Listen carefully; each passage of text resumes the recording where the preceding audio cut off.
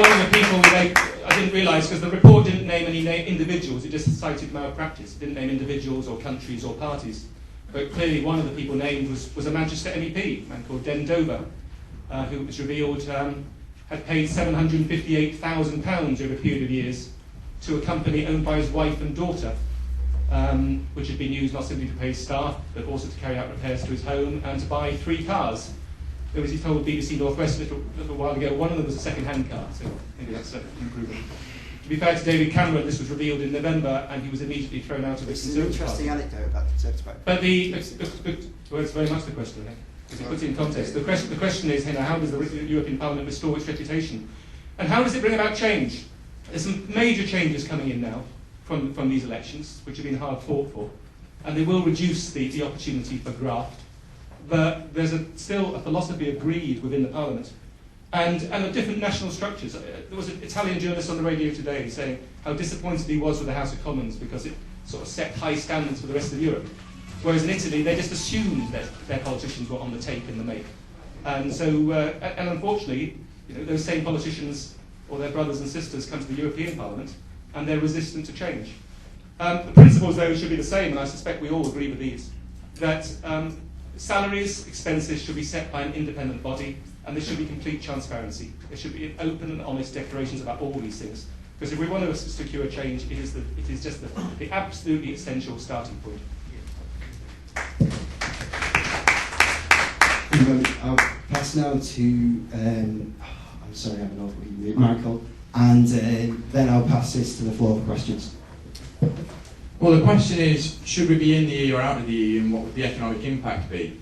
Well, the gentleman to my right says, 3 million jobs depend on the EU. Well, that's actually not true. 3 million jobs depend on trade with the EU. You don't have to be a member of the EU to trade with it. As I mentioned before, 50 countries have a bilateral trade deal and are not members of the EU.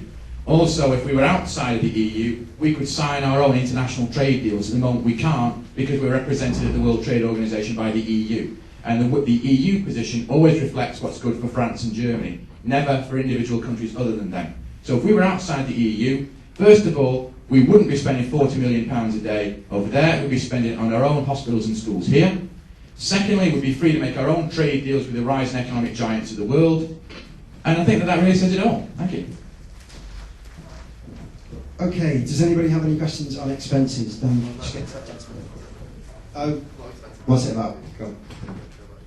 Anybody got any specifically on it, expenses? Anybody that you want to?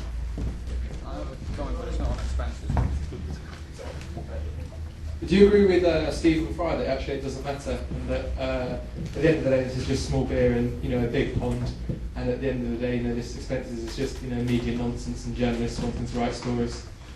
No, I don't agree with that point of view at all. As elected representatives, we, although I'm not a member of the European Parliament, I'm not sitting MEP at the moment, we all have a duty to be utterly transparent and to be utterly open about the public money we receive, because that's what it is, it's public money. And yes, in the pot of public expenditure, which runs to several £100 billion a year, it is not an awful lot of money, but that's not the point.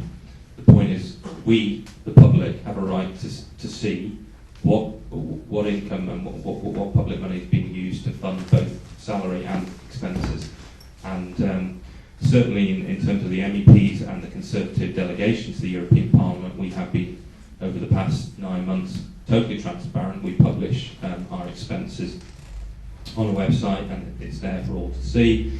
Having said that, I think more reform is necessary, and certainly as someone who's been banging on doors for the past 4 or 5 days right across this region and getting told to very politely go away, it's entirely apparent to me that this is a massive issue with the public out there, and it's absolutely right that we as politicians respond to it and take appropriate action. I think Stephen Fry had a valid point. In so much as, do I care whether someone has fiddled their expenses to the tune of a couple of thousand to do something to a tennis court or a moat? Or do I care whether they voted to go into an illegal war which led to tens and hundreds of thousands of people dying? I think I care about the war rather more than the tennis court. And I'd also just say that just look at the total sums of money also. I suspect what they're doing, see, they're allowed a £24,000 a year allowance, and it used to be you got it automatically. But when I was in the House of Commons, you got £13,000. You didn't have to say what you were going to spend it on. Then they increased it, but you had to produce receipts. So the tendency is to find a way of getting the allowance you're allowed to get. But the total amount of fiddles probably amounts to about 4 or 5 million, maybe. Well, I see from the figures last week that British bankers, at this time of financial recession, this year, have paid themselves $7 billion. I mean, the order of magnitude is just vastly different. Okay, and if has anybody else got any more questions on expenses or move on? Okay, cool. I will throw open in a bit to any questions from the floor as well. So if you've got a burning question, it will get out. But the next question, which comes from the box, is which do you think? And it's from Ben Young. Is Ben Young around? There you go, Ben. It's which do you think is more important, writing to combat the BNP or campaigning to promote your individual agenda? The BNP, of course, are quite a significant threat in the North West MEP elections. Nick Griffin, the leader of the party, standing. Ruth Bergan. When I encourage people to vote for the Green Party, I want you to vote for the Green Party because you believe in what we're talking about, first and foremost. I want you to go and have a look at our manifesto, I want you to have a look at our website, I want you to have a look at the track record of Caroline Lucas and Jean Lambert, who are our MEPs, our councillors, our London Assembly members.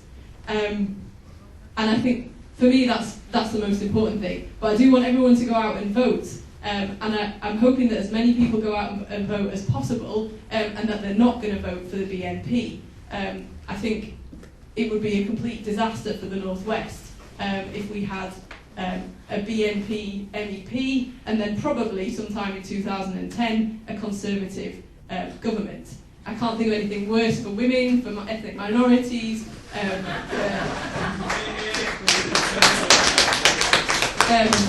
for trade unions. So I think both things are important, but I would prefer people to be voting for what they believe in. Yeah.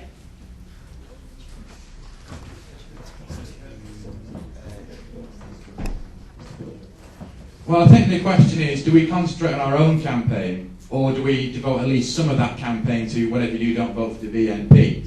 Well, I have actually had problems with the BNP. We were out in Carlisle the other day doing some leafleting, and a few BNP heavies saw me and sort of surrounded me, proper cartoon BNP members, you know, skinheads, tattoos, all the rest of it. And they were sort of looking at me the way that lions look at a gazelle, you know, so it wasn't particularly a comfortable moment for me. I think that you can do a bit of both. I mean, for example, I wrote to my local newspaper and said, look, UKIP completely rejects the BNP's message, but what I've been concentrating on 95% of the time is vote for us because you believe in us, not vote for us because that way you're not voting for somebody else. I think that one of the problems you've got with anti-BNP messages is sometimes they can have the side effect of actually promoting them.